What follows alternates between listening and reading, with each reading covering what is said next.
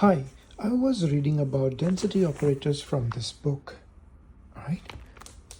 And I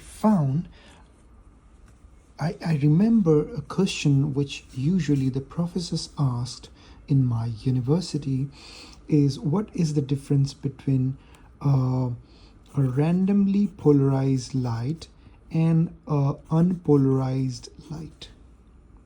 Okay, so there are two ways you can describe a randomly polarized light depending on the terminology.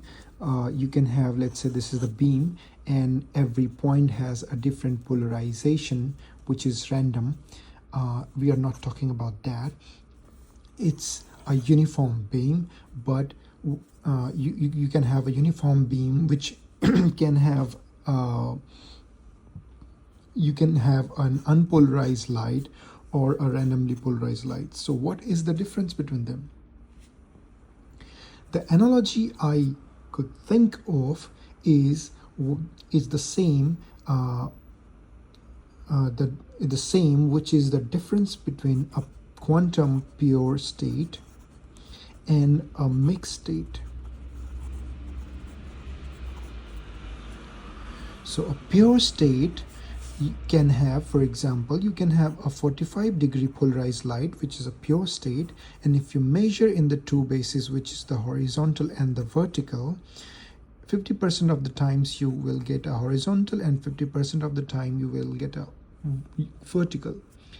If you have a mixture of different polarized light, whatever, and they do not have any phase relation, if you measure in the two axes, you will again get 50% in the horizontal direction and 50% in the vertical direction, right? But the difference is this do not have a phase relation, and this will always have a phase relation between them. Another analogy given is there's a class of 50 male students and 50 female students, and let's say you randomly pick a student from the class, and the probability of being a male is 0.5, or probability of being a female is 0.5, but they do not have any phase relationship between them.